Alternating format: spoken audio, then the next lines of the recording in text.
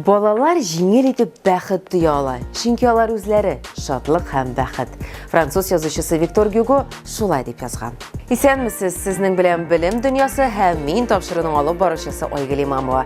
Бүген балаларның җәйге каникуллары турында сөйләшербез. Алдагы минутларда. Иң югары дәрәҗәдә Россия авыл хуҗалыгы министры Мамадышта нәрсәләр күреп кайтты? Җәй көне күңеллерәк ул. Татарстан укучылары җәйләрен лагерьларда ничек үткәрә? Әти картасы. Дәүләт думасы депутатлары аны ни өчен ясарга тәкъдим итәләр?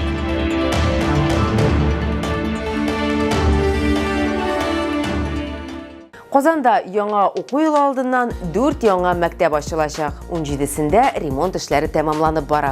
Яңа белем бирү оешмалары 6000 укучы өчен исәпләнә. Ә капиталь ремонт исә бердәм стандартлар буенча үткәрелә. Төзүчеләр һәм дизайнерлар эш стилистикада эшли. Һәр уку йорты өчен алар урнашкан урыннарына карап, яки икенче сәбәпкә карап билгеләнә. Сүз уңаеннан балалар бакчалары һәм мәктәпләрнең уңайлылыгы күптән түгел губернаторларның эшен бәяләү критерийларына кертелде. Төбәк башлыкларының нәтиҗәлелеген бәяләү критерийларының яңартылган исемлегенә белем бирү оешмаларының куркынычсызлыгы һәм уңайлылыгы күрсәткечләре керде. Яңа урыннар булдыру булсын ул, мәктәпләрдә һәм балалар бакчаларында саклык пунктлары булуымы, мөмкинлекләре чикләнгән балалар өчен биналар булдыруымы. Шәһәрләр һәм авылларда яңа мәктәпләрнең әзерлекләрен Россия авыл хуҗалыгы министры Дмитрий Патрушев күреп кайтты. Татарстан Республикасы рәисе Рөстәм Миңнеханов белән бергә ул Мамадыш районында булды. Эш сәфәренең бер ноктасы булып яңа мәктәп балалар бакчасы иде. 360 баланга исәпләнгән бинаны Эльвира Минабетдинова да күрде. Җиһазландырылган уку кабинетлары, иркен ашхана, зур актлар залы. Булар барысы да Мамадыштагы яңа мәктәп балалар бакчасы. 6500 квадрат метр мәйданлы 4 катлы бина Ленин урамында урнашкан. Сентябрь айында быел аның диварларына 220 укучы һәм 120 мәктәпкә яшьтәге бала керәчәк. Балалар өчен уңайлы һәм сыйфатлы белем алу өчен барлык шартлар да тудырылган. Республика рәисе Рөстәм Миңнеханов һәм Россия авыл хуҗалыгы министры Дмитрий Патрушев моңа инандылар. Детки, когда пойдут? С 1 сентября? Да, с 1 сентября. Бинаны 2022 елның мартында төзи башлаганнар. Яңа мәктәп балалар бакчасы шәһәрнең 2нче лицейның филиалы. Биредә башлангыч сыйныф укучылары белем алачак. Һәр сыйныфта 2шәр параллель формалаштырылачак. Ә нигез итеп Алабуганың Адымнар полилингваль мәктәбендә эшләү тәҗрибәсе алыначак. Мәктәп иртәнге 8дән кичке 18 сәгатькә кадәр эшләячәк. Төшке ашка кадәр укучыларны мәҗбүри дисциплиналар буенча дәресләр көтә. Ә төшке аштан соң факультатив дәресләр, түгәрәкләр һәм секциялар. Яңа мәктәп укучылары бассейнга һәм спорт залына йөри алачак. Барысы да бер адым ераклыкта. Моннан тыш мәктәп укучылары өчен даими рәвештә экскурсиялар һәм саф һавада уеннар үткәреләчәк. Планируем, что здесь будет работать. Биредә күп санлы түгәрәкләр, спорт, үсеш, техник секциялар эшләячәк дип планлаштырабыз. Моның өчен барлык шартлар минемчә уку елы башланганчы булдырылачак. Һәм чыннан да һәр бала үз юнәлешендә үсә алачак. Балалар белән көн дәвамында сыйныф җитәкчесе һәм башка укытучылар булачак. Шуңа бәйле рәвештә укытучылар һәм персонал өчен хезмәт хакы дәрәҗәсен гадәти мәктәпләр белән чагыштырганда 3 тапкыр артырга планлаштыралар. Аерым дисциплиналар буенча балалар белән башка шәһәрләрдән чакырылган белгечләр шөгыльләнәчәк. Основной костяк здесь будет из лицея. Монда күбесе лицейдан булачак. Балаларны без инде җыйдык, укытучыларны да.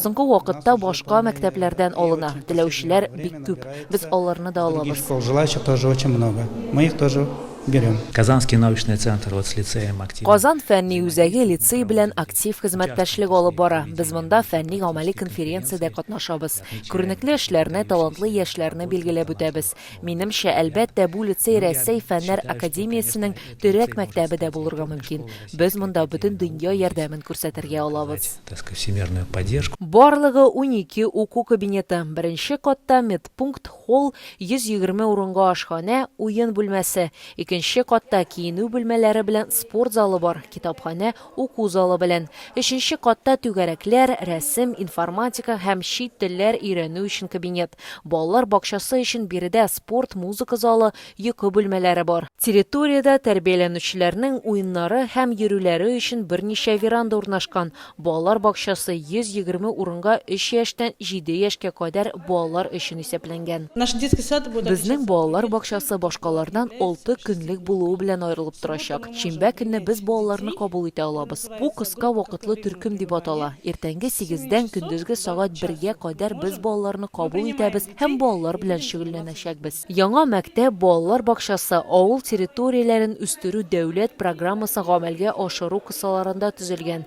Төзелешкә 470 миллион сум федераль акча бүлеп бирелгән. Россия хөкүмәте балалар ялы инфраструктурасын үстерүгә һәм камилләштерүгә 1 миллиард сум акча бүлеп бирде. Бу тема дәүләт башлыгы, хөкүмәт, федерация советы, шулай ук төбәк җитәкчеләре тарафыннан аерым контрольдә тотыла.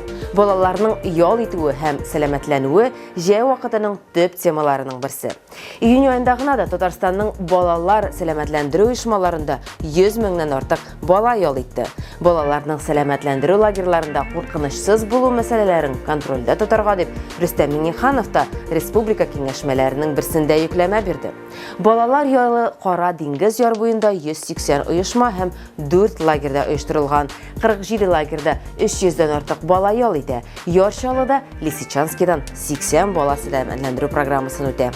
Иң кызыклы сменаларның берсе Сәләт лагерендә уза. Ул Алексеевск районының Билләр авылында матур тарихи урында урнашкан. Сменаларның берсе талантлы яшьләрне ачыклауга һәм аларга ярдәм итүгә юнәлдерелгән. Төп игътибар туризмга һәм спортка. Безнең хәбәрчебез Эльвира Җамалетдинова әлеге лагерьда вожатый методист сыйфатында эшләде. Программа өчен ул махсус репортаж да төшерде. Спорт белән шөгыльләнү, туризмны үзләштерү бу сәләтле балалар өчен Сәләт лагеренең бер сменасының төп юнәлешләре.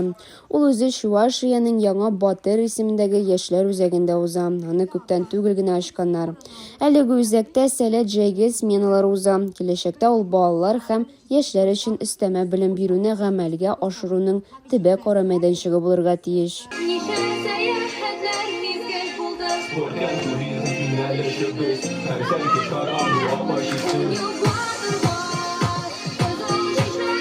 Дилә Сәләт белән 2016 елда танышты. Шул вакыттан бирле аның һәр җәе лагерьнең төрле сменаларында уза.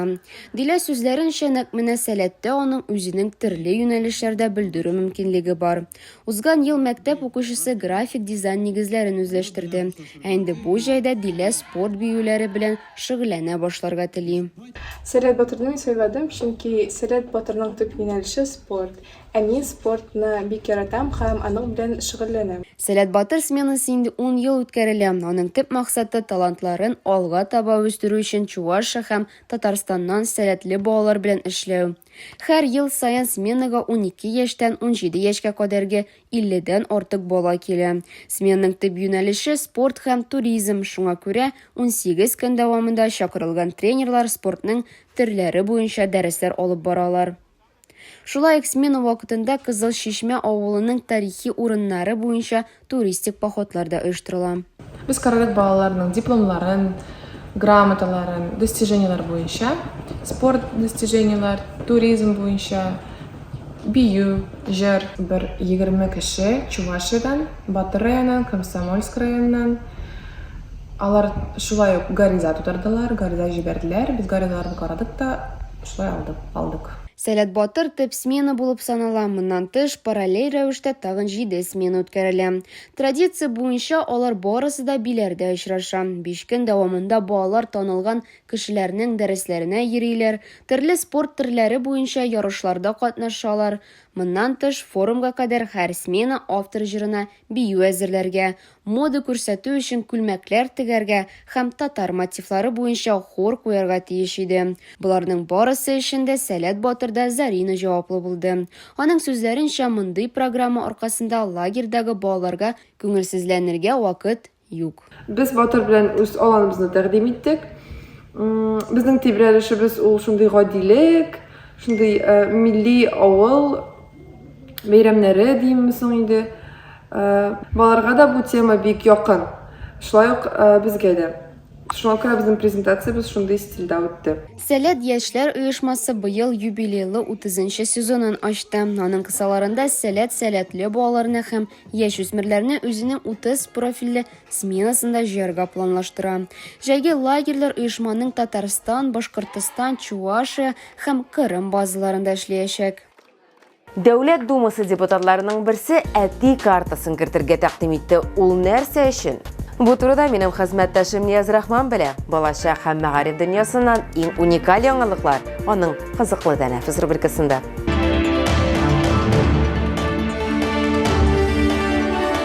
Исәнмесез, тагын бер атна артта калды. Димәк, сезнең белән очрашыр вакытта җиткән. Интернетта булган иң кызыклы яңалыклар хакында алдагы минутларда.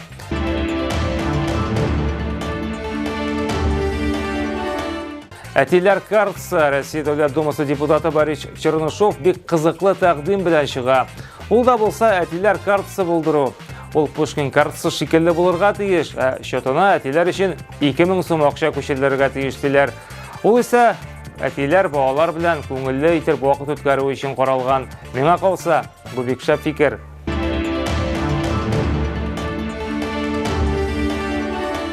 Яшь-үсмерләр кемгә ышана? Җәй айы сораштырулары буенча бик кызыклы рейтинг булдырылган. Аның башында танылган җырчы Егор Крид тора. Икенче урында хоккейчы Александр Овечкин, 3-тә Александр Петров, 4-нчедә Клава Кока, 5-нче баскычта Анастасия Ивлеева. Бу сораштыруда 2400 яшьүсмер катнашкан. Хәер, бу заман авторитетлары арасында космонавт, учучы, хәрбиләр булмавы кәефне төшерә үзе. Күрәсең, Егор Кридның җырлары күбрәк ышаныч тудыра.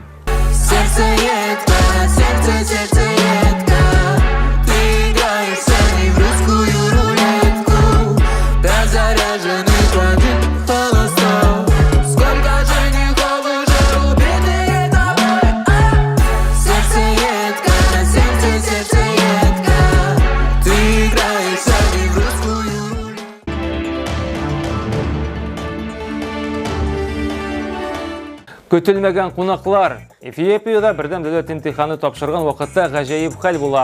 Бу хакта әлеге илнең Россия вәкиллеге хәбәр итә. Баксаң, мәктәп нәкъ шул вәкиллек каршында икән.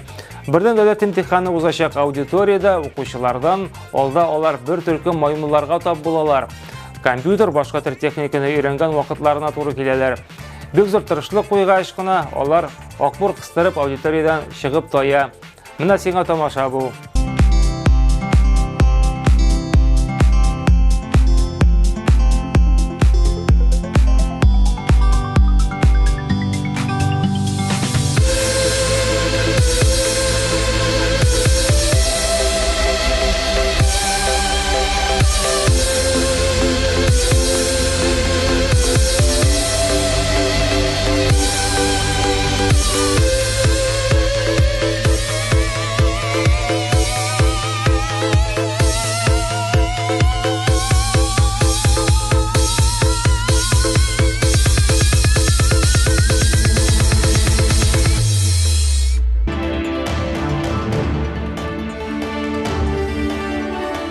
Мобиль телефоннар тулысынча тыялар. Сүз Нидерланд дәүләте хакында биредә 2024 елның 1 гыйнварыннан мәктәпләрдә кесә телефонын куллану тулысынча тыелачак. Мондый карарны кабул итүгә илнең мәгариф министры Роберт Дейскраф ирешә. Аның фикеренчә, кесә телефоннары, гаджетлар балаларның игътибарын укудан читкә җәлеп итә икән. We hebben dus ook niet op dit moment gekozen voor een wettelijk verbod. We gaan ook wel heel scherp kijken of dit werkt, deze afspraak. Want dan zou natuurlijk altijd nog ook wel een wettelijk verbod mogelijk zijn. Maar ik ga er eigenlijk vanuit dat we dit met elkaar kunnen regelen.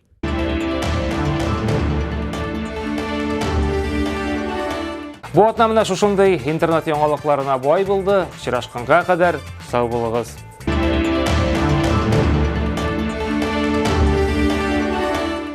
Тәрбияче барыннан да элек үзе дә тәрбияләнгән булырга тиеш, дип язган Владимир Даль, рус язучысы, этнограф, фольклор җыючы, хәрби табиб.